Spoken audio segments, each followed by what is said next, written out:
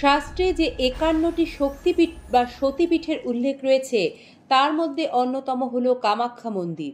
বাংলায় প্রচলিত প্রবাদ অনুযায়ী কিসের বার কিসের তিথি আষাঢ়ের ৭ তারিখ অম্বুবাচী। জ্যোতিষ অনুযায়ী সূর্য যে বার ও যে সময়ে মিথুন রাশিতে প্রবেশ করে তার পরবর্তী বার ও সময়কালে অম্বুবাচী হয়, যা চলতি বছরে ৭ই আষাঢ় অর্থাৎ ইংরেজি ২২ জুন থেকে শুরু হবে, শেষ হবে ২৬ জুন। এই সময়ে ধরিত্রী ঋতুমতী হন। দেবী ঋতুমতী হওয়ায় ৩ দিন পর্যন্ত মন্দিরের দ্বার বন্ধ থাকে। এই সময় কাউকে প্রবেশ করতে দেওয়া হয় না। নমস্কার সম্মানীয় দর্শক শ্রোতা বন্ধু, সিংহরায় ডোরবেলের নতুন একটি পর্বে আমি পৌশালী আপনাদের সবাইকে জানাই সুস্বাগতম। এই পর্বে আমরা আপনাদের সামনে তুলে ধরতে চেষ্টা করব অসমের গুয়াহাটিতে অবস্থিত শক্তিপীঠের অন্যতম কামাখ্যাতে অম্বুবাচী চলাকালীন ঠিক কি হয়, যা নিয়ে আমাদের দর্শক শ্রোতাদের মনে কৌতূহলের কোনো অন্ত নেই। প্রত্যেক পীঠস্থানে লুকিয়ে আছে অনেক রহস্য। ৩ দিন ধরে চলা এই অম্বুবাচী উৎসবে অসমের বিখ্যাত কামাখ্যা মন্দিরের নাম সবচেয়ে বেশি আলোচিত হয়। অসমের গুয়াহাটি শহরের পশ্চিমাংশে নীলাচল পর্বতে অবস্থিত এই কামাখ্যা মন্দির ৫১টি শক্তিপীঠ বা সতীপীঠের অন্যতম এবং ৪টি আদি শক্তিপীঠগুলোর মধ্যে একটি হল এই কামাখ্যা মন্দির। ভারতবর্ষের মধ্যে যত প্রাচীন শক্তিপীঠ আছে সেগুলি অপার রহস্যের আধার বলেই বিশ্বাস করেন ভক্তরা। তবে জনিপীঠ কামাখ্যাকে ঘিরে সাধু সন্ত থেকে সাধারণ মানুষ সবাই যেরকম কৌতূহলী, তেমনই কৌতূহল জাগে আমাদের সকল সাধারণ দর্শক শ্রোতাদের মনেও। পৌরাণিক কাহিনী অনুসারে দেবী সতীর যোনিভাগ এখানে পড়েছিল, তাই এই পীঠকে যোনিপীঠও বলা হয়ে থাকে। এখানে অধিষ্ঠিত দেবী কামাখ্যা এবং ভৈরব হলেন উমানন্দ। সাধারণত দেবী কামাখ্যাকে উর্বরতার দেবী বা রক্তক্ষরণকারী দেবী বলা হয়। দেবী কামাখ্যা মন্দির চত্বরে ১০ মহাবিদ্যার মন্দিরও আছে। এই মন্দিরগুলোতে ১০ মহাবিদ্যা সহ মহাকালী, তারা, ষোড়শী বা ললিতাম্বা, ত্রিপুর সুন্দরী, ভুবনেশ্বরী বা জগদ্ধাত্রী, কামাখ্যা, শৈলপুত্রী, ব্রহ্মচারিণী বা তপস্যাচারিণী, মঙ্গলচণ্ডী, কুষ্মাণ্ডা, মহাগৌরী, চামুণ্ডা, কৌশিকী, দাক্ষায়ণী সতী, চন্দ্রঘণ্টা, স্কন্দমাতা, কালরাত্রি, কাত্যায়নী, সিদ্ধিদাত্রী, শাকম্ভরী, হৈমবতী, শীতলা, সংকটনাশিনী, বনচণ্ডী, দেবী দুর্গা, মহাভৈরবী, ধূমাবতী, ছিন্নমস্তা, বগলামুখী, মাতঙ্গী ও দেবী কমলা, এই ৩০ দেবীর মন্দিরও রয়েছে। অম্বু অর্থাৎ জল এবং বাচী অর্থাৎ উৎফুলন বা বৃদ্ধি, এই শব্দ দুটির মিলনে অম্বুবাচী শব্দের উৎপত্তি।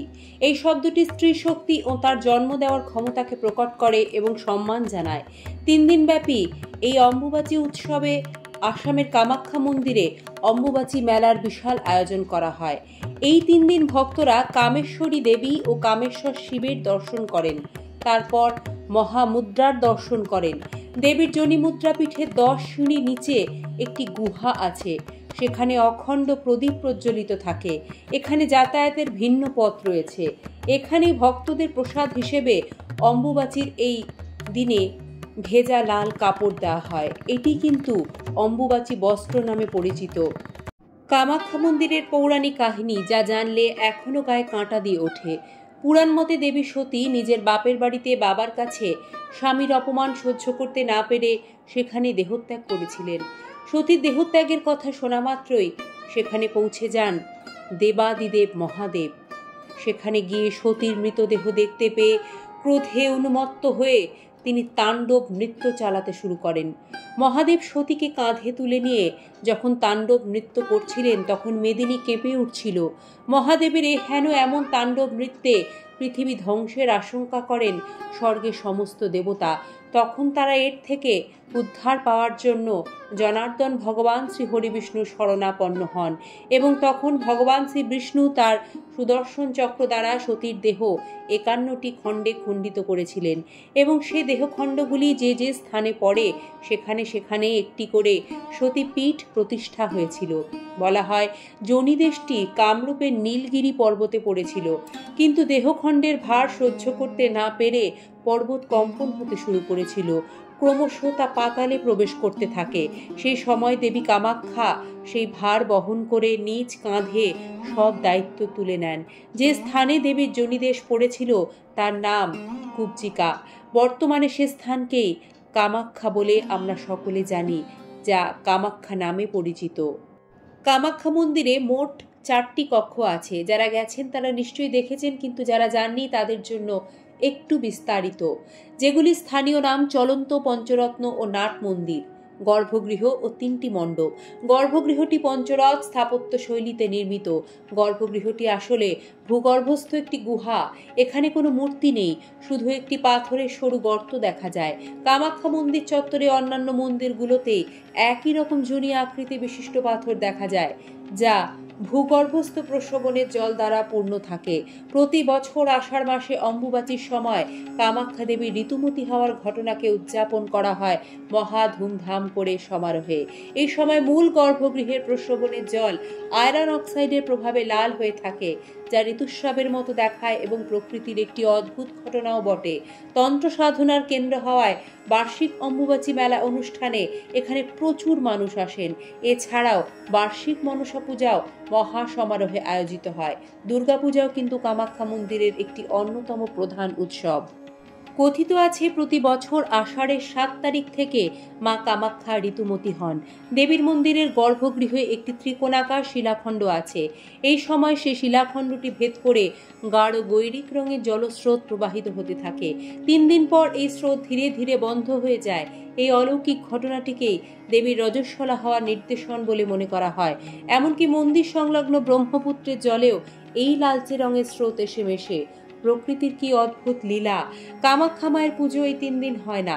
মন্দিরের দ্বার বন্ধ থাকে। দ্বার বন্ধ হওয়ার আগে ওই ত্রিকোণাকার শিলার চারপাশে নতুন সাদা বস্ত্র বিছিয়ে রাখেন পুরোহিতরা।